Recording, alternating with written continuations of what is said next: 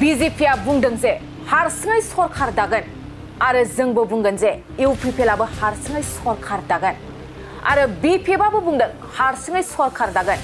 नाथाय बेनि गोहोआ रायजो राजाफोरनि आखायावसो किन्तु राजनीतिक भाबै हानजा हिसाबै बयबो राजनीतिक हानजाया गाव हारसिं सरकार दानो लुबैनाया थाखागोन बेथ' नियम खाबि ओंखायनो हयथ' बिजेपिआबो होनदों जों हारसिं दागोन जोंबो होनदों जोंबो हारसिं दागोन बिपिएफआबो होनदों हारसिं दागोन किन्तु आल्टिमेटलि बिनि गोहोआ सोरनाव बिनि गोहोआथ' आफा रायजो राजाफ्रासो नङा होमबा रायजो राजाफ्रा जुदि इउपिपिएलआ हारसिङै सरकार दानांगौ होननानै बुङोब्ला इउपिपिएलआ हारसिङै सरकार दागोन बेवहाय गोनो गोथो एबा गाज्रि मोनलायनांगौ जेबो बाथ्रा गैया दिनैनि समाव जोंहा इउपिपिएल आरो बिजेपिजों नांलायनायनि बाथ्राबो गैया बहाय गोनो गोथो बा गाज्रि मोनलायनांगौ जेबो गैया ओंखायनो जों बुंदों मा दिनैनि तारिखाव जोंहा इउपिपिएल आरो बिजेपिजों नांलायनायनिबो बाथ्रा गैया सरकारा मोजां सोलिगासिनो दङ प्रमद बर' बिथांनि दैदेननायाव बहाय बिजेपिनिबो इएम दं इउपिपिएलनिबो इएम दं रायजोनिजों खामानि मावगासिनो दङ किन्तु राजनीतिक भाबै हानजा हिसाबै बयबो राजनीतिक हानजाया गाव हारसिं सरकार दानो लुबैनाया थाखागोन बेथ' नियम खाबि नाथाय बेफोर गोख्रों बाथ्राया जों बुंनाय नङा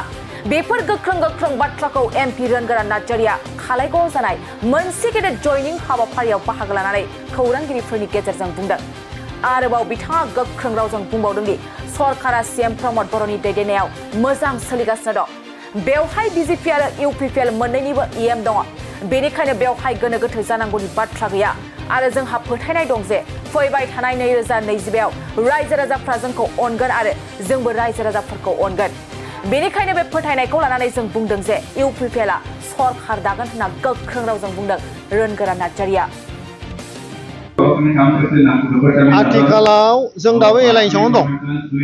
गभर्नमेन्टआ एखेलागैनो दं नङा होमबा 5 बोसोर जोंना कमप्लिट जागोन नङा होमबा दा फैबाय थानाय बिटिसि नेक्स्ट बिटिसि इलेक्शननि थाखाय प्रिपारेसना आलादा सोलिनानै दं बिजेपिआबो खालामगोन जोंबो खालामगासिनो दं नङा होमबा बेहायथ' खुनु गोनो गोथो जानांगौ बाथ्रा गैया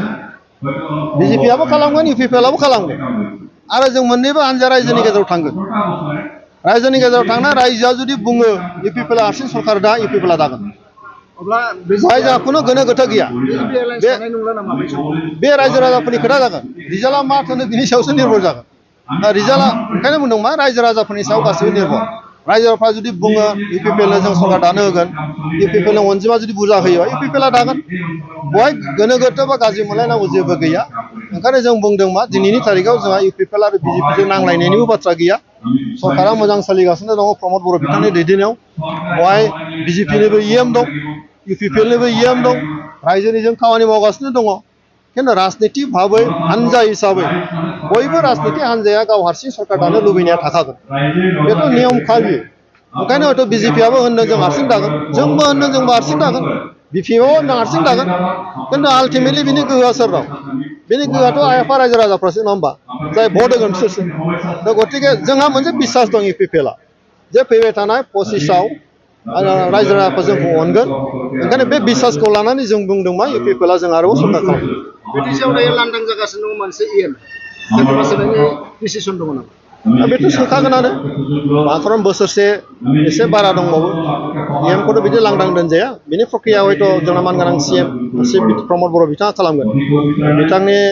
बिथांनि सायाव गासिबो जोंनि सायाव इएम गोदान होनाय सोसननाय